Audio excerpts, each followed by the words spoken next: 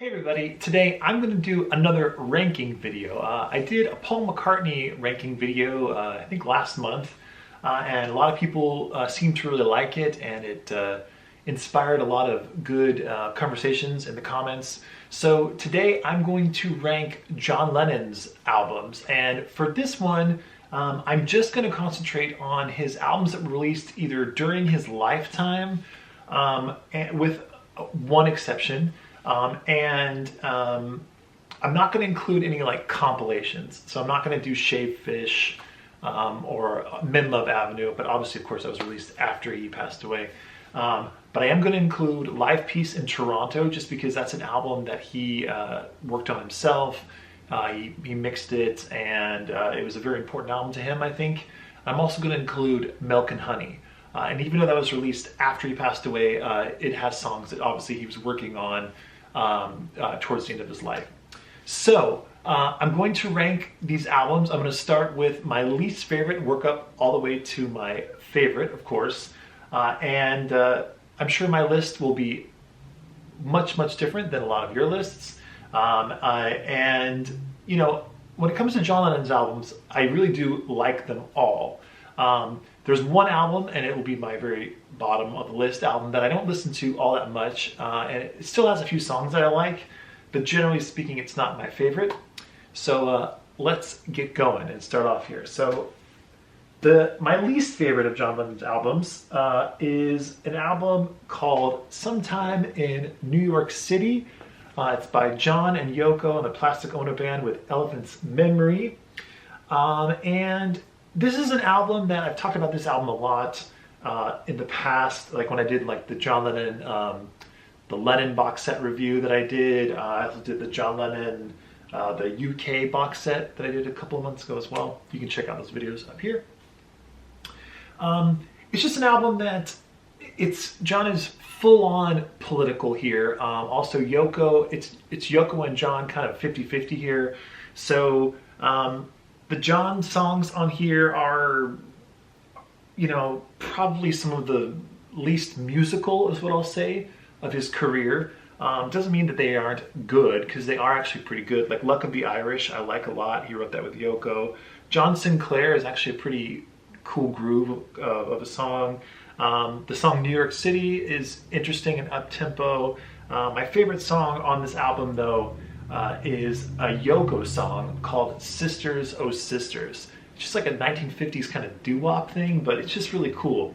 So Sometime New York City just isn't my favorite. And of course the second disc is has a bunch of live cuts, and they're all just like worth listening to one time, in my opinion. And then after that you don't really want to listen to it ever again. So it's not an album that I pull out all that much. So that is John Yoko's Sometime in New York City at the bottom of my list. Next up, and this might be a little controversial, but for me, my second to last from the bottom here is John and Yoko's Double Fantasy. Now, I really like Double Fantasy, and of course, this was John's last album that he released before he passed away. This was released in 1980. It's on Geffen Records. And it's got a bunch of fantastic songs, of course, songs that I love, like Woman and Watching the Wheels, Just Like Starting Over. I'm Losing You is great. Dear Yoko's great. All of John's songs on here are really good. Yoko's songs on this album are also really good. But the production has always thrown me off. It's very much... It's not like overly 80s, you know, like it's not full on 80s, you know, like Genesis 80s vibe or whatever. But it's got that slickness to it that I'm not really used to hearing with a John Lennon type of album. So it's always kind of just put me off of this album in general. But I do like a lot of the songs on here, and I do listen to this one every once in a while. And yeah, it's still a fantastic album, but it just ranks low on my list. John Yoko, Double Fantasy. Next up, this is the Plastic Ono Band, Live Peace in Toronto, 1969. And of course, this is a live album. And this happens to be I think this is a French pressing I have, or no, this is a UK pressing. This album is really raw and just a great, great listen in my opinion. Side 1 features a bunch of cover songs that John does, like Blue Suede Shoes, Money, Dizzy Miss Lizzie, which are all, of course, just classic rock and roll songs that he used to play with the Beatles. And on here, his band is Eric Clapton on guitar, Klaus Voormann on bass, and Alan White on drums, and they really are just, they sound great on this album. Super raw, overdriven guitars, just excellent, excellent, excellent sounding live record for me. And then John debuts actually Cold Turkey for the first time on this for this live performance, and it's a very, very cool performance, I think. He also does Year Blues, which is from the White Album, of course. It's also fun to hear, and then they do a version of Give Peace a Chance. So the side 1 is just absolutely fantastic. I find myself listening to this more and more. It just has such a good energy to it. And the recording is really, really nice as well. So it's just a really, really great album. And you can find these for these original UK pressings for very, very reasonable amounts of money online, or probably your local record shop or something like that. Side 2 is a bit of a challenging listen. I'll say they're 2 Yoko songs and they're just jams. It's Don't Worry Kyoko, Mommy's Been Looking for Her Hand in the Snow, and then John, Let's Hope for Peace. Both are interesting to listen to. When it comes to Yoko, if you like Yoko, this is some of the best Yoko stuff in my opinion, just because the band is so interesting. So all in all, a very, very fine, fine album. Plastic Ono Band, Live Peace in Toronto, 1969. Next up, John and Yoko's Milk and Honey. I've always loved this album. I like it more than Double Fantasy, obviously, because we've already talked about Double Fantasy in this ranking. There's just something about this. I think as far as the production goes, the reasons that I don't really like Double Fantasy, this doesn't have those same production problems for me, at least. The songs are a lot more raw because John wasn't able to actually finish a lot of these songs, but they are complete songs. And, you know, sure, some of the vocals might just be like run-through vocals that John's doing, just scratch vocals, but they sound great on here.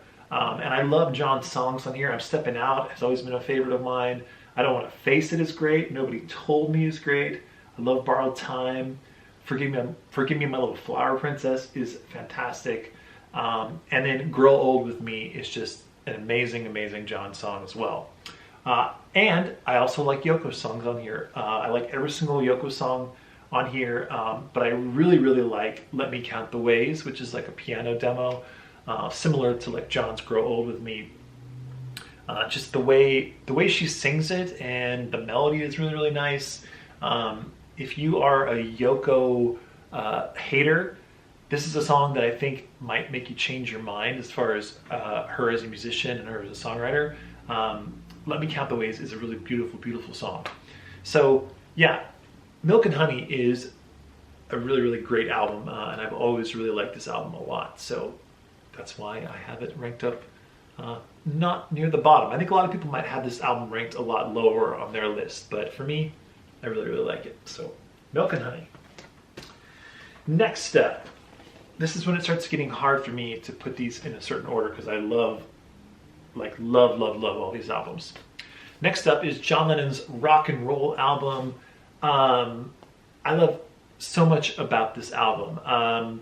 It's so chaotic in so many ways. I love the backstory of the album, just how insane that this time in John Lennon's life was. He was just totally out of control. He was separated from Yoko. He was in Los Angeles living with his personal assistant, May Pang. They were in a relationship. And he decided to hire Phil Spector, another absolutely nutty, nutty person, to produce this album of rock and roll covers. And basically, from there, things just got crazier and crazier. John was reportedly using drugs and drinking a lot and was just kind of out of his mind. Phil Spector was doing the same. And each session had like up to like 40 to 50 musicians in a room at a time. It was recorded all live, by the way, all at the same time. So just insane sessions during this time period. And then halfway through, Phil Spector just up and left the sessions, but took all the master tapes with him. So John didn't really know where they were or what he could do. He couldn't really work on the album anymore. So he stopped working on rock and roll and then went and recorded Walls and Bridges, his other solo album. Actually, before that, he recorded Harry Nilsson's album Pussycats as well. So he was off doing other things, and then Capitol Records got the tapes back from Phil Spector for this album, and then John then ended up finishing up the rock and roll album in New York, recorded some new tracks, and used some of the Phil Spector tracks as well. And this is the album that was released. There's more to the story, of course. There's the side note of John was in this like legal lawsuit with, I think Morris Levy was his name, who owned the copyright to a bunch of to a Chuck Berry song called "You Can't Catch Me," which is on this album, which happens to be my favorite cut. And of course, that was John borrowed one of the lines from that song in "Come Together," and that Morris Levy was suing him. It was this whole thing. So anyway, long story short, Morris Levy ended up actually like releasing his own version of rock and roll because John gave him like an early mix of it. This guy released it, an album called Roots. I don't have that, but anyway, look that up. There's a whole crazy backstory to the rock and roll album, but I've always loved this album. I love the cover. Just a really, really cool shot of John there in Hamburg. And yeah, rock and roll. Absolutely a really, really cool album. And next up, this is probably number 1 on a lot of people's lists, but for me, it is, I guess, number 4. John Lennon's Imagine. Classic, absolute masterpiece of an album. I've always loved this album. There's not a lot I can say that hasn't already been said. It's just a spectacular album with some of John's best songs of all time, including the title track, which I know gets overplayed, but it is a great song. I love Jealous Guy on here, is absolutely beautiful. I love How Do You Sleep? How Do You Sleep? I know it's about Paul, and I know there's some negative vibes about it, but as far as a song and just the production and the musicians on it, George Harrison's slide guitar part, the way John sings it, it is absolutely amazing. One of my all-time favorite John Lennon songs, How Do You Sleep? So just great. And I love Give Me Some Truth on here is also really good. Oh My Love is amazing. It's just got great songs. So Imagine, don't need to tell you much about that. This happens to be a UK pressing, I think from like the mid 70s, but anyway, love Imagine. And coming in at number 3, Walls and Bridges. I've always loved Walls and Bridges. The first time I ever heard this, I remember I rented a CD of this from my local library. They would have CDs to rent, and I heard this, and I just was amazed at how great these songs were. And at that point, I was deep into my Beatles obsession, but I didn't really know the solo stuff. And so hearing this was like, holy cow, this is just amazing. I love the production on here. John produced this himself. It's just so full, and the arrangements are really interesting. There's a lot of horn parts, a lot of string parts, and it's just a really beautifully arranged album is what I would say. And this is, in my opinion, these are some of the best songs of John's solo career. He was just writing some really interesting stuff. Like I love Nobody Loves You When You're Down and Out. I love Number 9 Dream. Old Dirt Road is beautiful. Bless You is great. Going Down on Love is really cool. Surprise, Sweet Bird of Paradox is excellent. Steel and Glass. It's just got some great songs on here. And I just really feel like John was, I know it was like a hard time in his life. He was away from Yoko and he was having all these problems, but I think it created some great music. And I've always just loved Walls and Bridges. So Walls and Bridges. Next up, coming in at number 2. This was really hard for me because this could have been number 1, but today it happens to be number 2, Mind Games. Love Mind Games. It is, in my opinion, the most underrated of all of John Lennon's albums. And I know that big box set just came out last year, and there was a lot of hype about Mind Games, and they tried to really push this idea that it was kind of like this like lost classic and all that kind of stuff. And I don't know if all that's true.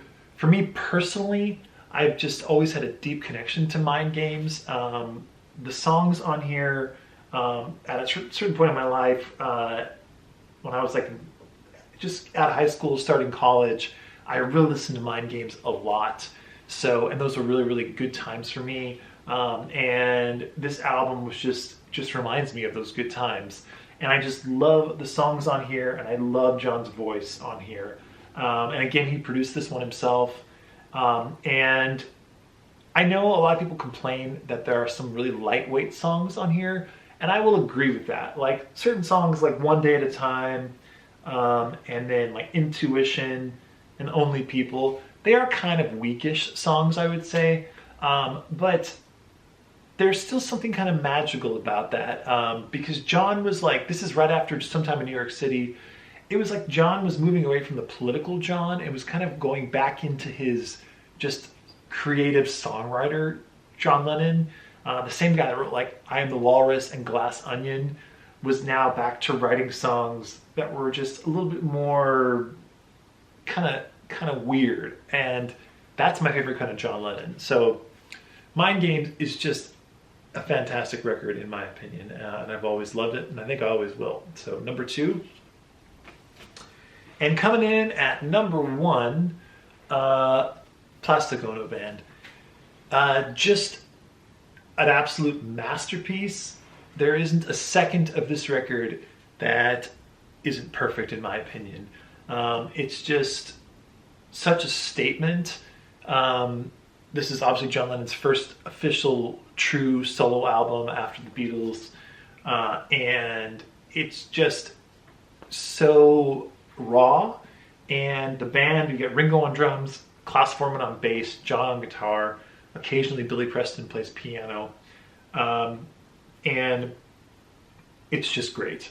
Like I said, I love every single song on here. The song God is a personal favorite of mine. I love Well, Well, Well.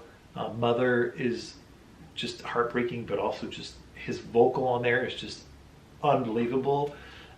It's just amazing in every single way. And this was another one that before I heard the record, I rented or I checked out a CD from my local library of this album, and I just couldn't believe how good it was and how raw it was. So Plastic Ono Band, hands down, just one of my all-time favorite albums by anyone. So definitely number 1 for me when it comes to John Lennon. Now you might be asking yourself, what about Two Virgins and Life with the Lions and the Wedding album? Well, I didn't include those obviously because in my opinion those were experiments. Those were little side projects that he did with Yoko, and as interesting as some of those might be, I just wanted to include his like true thought out albums is what I would say. And he does have some good compilations as well. Like Men Love Avenue is a really interesting record. If you haven't heard that, it has like outtakes from the rock and roll sessions and from the Walls and Bridges sessions. There's a live album, I believe it's called just New York City. I believe that's what it's called. It's an album that was released, I think, in like 1984, 85, something like that Yoko put together of the 1-to-1 concert. And that's interesting as well. It's not like the most amazing album of all time, but interesting album worth checking out. So yeah, John Lennon does have some other compilations that are interesting, but I just wanted to stick to his studio albums and albums that he put together in his lifetime. So that's my list of my favorite John Lennon albums, or all the Lennon albums ranked, I should say, from my least favorite to my favorite. I'd love to know in the comments below what your list would be. Yeah, more videos to come, by the way. And thank you to those who have been showing interest in the albums that I've had for sale on my eBay page. So far I've had Revolver and Help, both German pressings, and they sold very, very quickly. And to those of you, the two of you who bought them, thank you for writing to me and saying that you enjoyed them. It means a lot when I hear from you that they actually do sound really good to you and that you feel they were a worthwhile thing to pick up. I am working on some more, so more of those coming as far as albums I'm going to be selling on my eBay. But for now, I'm just going to be making some videos, some fun videos that will spark some nice debate in the comments below. So hope you're all doing well. Take care and bye for now.